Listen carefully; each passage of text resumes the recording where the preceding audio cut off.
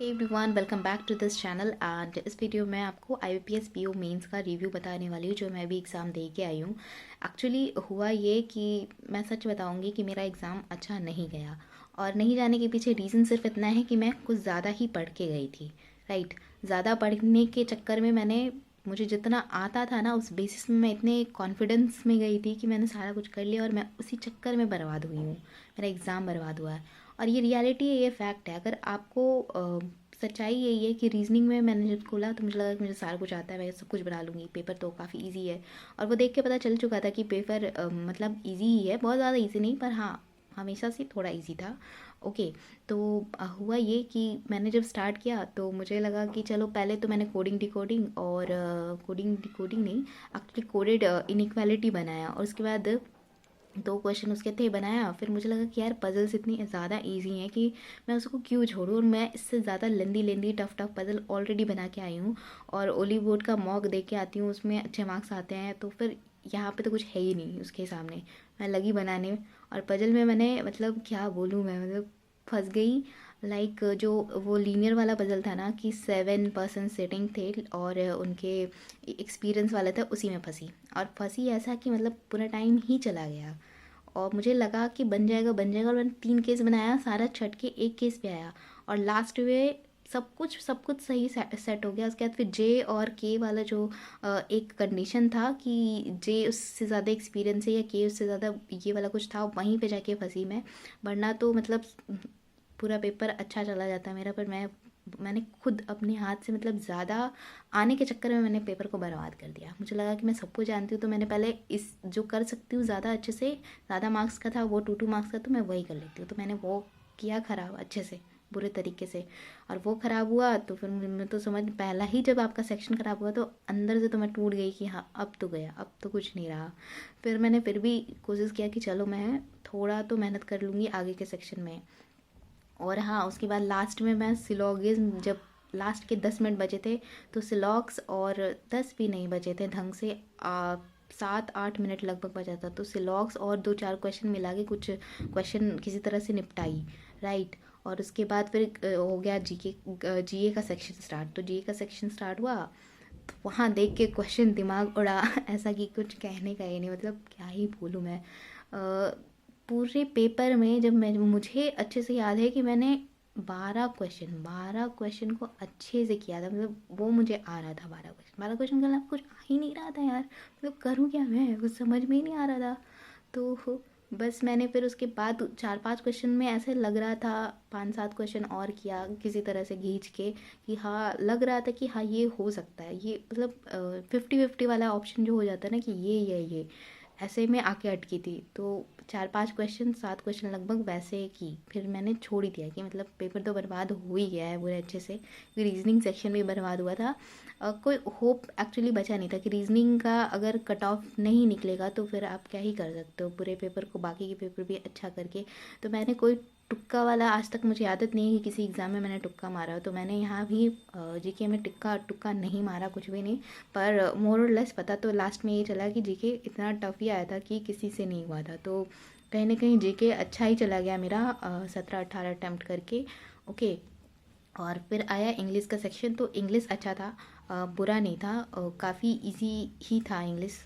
तो इंग्लिश में भी मैंने अच्छा, मतलब थोड़ा अच्छा अटेम्प्ट कर लिया। इंग्लिश के जो पैसेज थे, वो जो x by country, x countries by, ऐसे करके जो जेड पर्सन, ऐसे करके जो पैसेज दिया था, वो काफ़ी मतलब इजी था देखने में। थोड़ा सा रीड करने पे आपको एक्स वाई के कारण थोड़ा प्रॉब्लम हो रहा होगा, पर जो क्वेश्चन थे काफ़ी डायरेक्ट थे, अच्छा था क्वेश्चन। और एक और पैसेज दिया था, याद नहीं आ रहा, पर वो भी ठीक था, लेकिन उसमें थोड़े इन्फ्रेंस बेस्ड क्वेश्चन थे।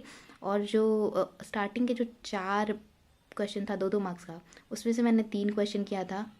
एक क्वेश्चन पे डाउट था, तो मैंने रिस्क नहीं लिया, क्योंकि 2 मार्क्स का क्वेश्चन था, तो छोड़ ही दिया। और ओवरऑल इंग्लिश अच्छा था। और कॉन्ट्स तो फिर बोलो ही मत, मतलब कॉन्ट्स बहुत ज़्यादा टफ नहीं था, जैसा मॉडरेट पेपर था कॉन्ट का। तो जो लोग भी वो पाई चार्ट वाला, जो गर्ल्स बॉयज़ वाला था टोटल, वो वाला बनाए होंगे, तो वो बहुत ही मतलब अच्छा DI था आपका।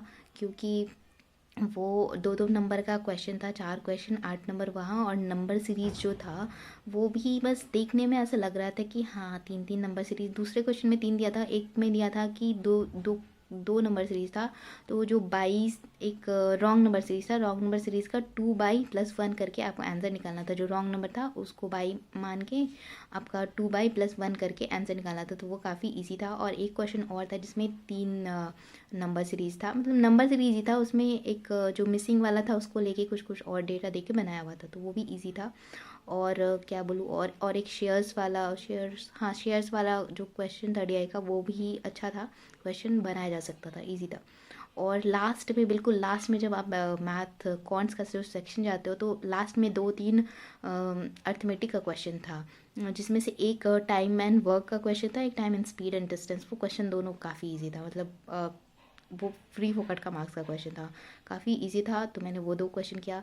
तो मतलब देखा जाए कि अगर रीजनिंग मेरा बर्बाद नहीं होता ना, तो ये पेपर्स मेरा बहुत अच्छा जाने वाला था।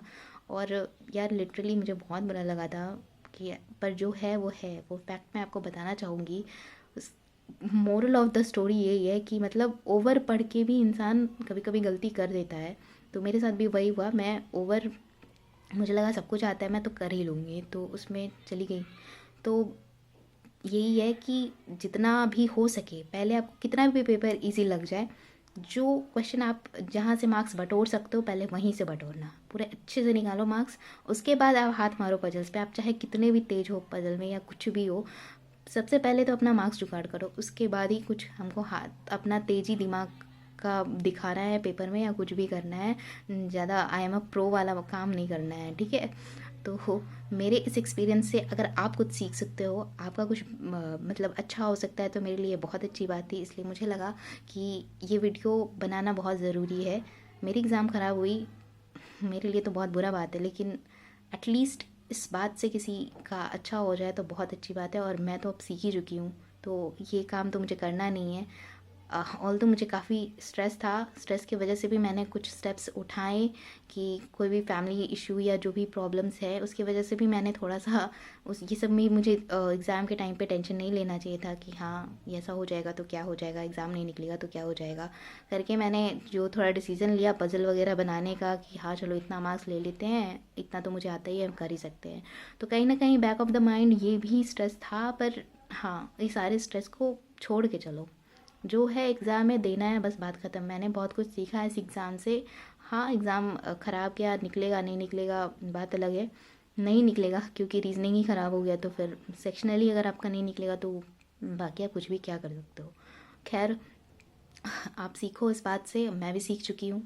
Thank you, bye bye, take care and stay tuned in this channel. Okay, आपको ऐसी एक्सपीरियंस भरी वीडियो और अच्छी से अच्छी नॉलेजेबल वीडियो इस चैनल पे मिलती रहेंगी। Do like share and subscribe this channel. Thank you, bye bye, take care.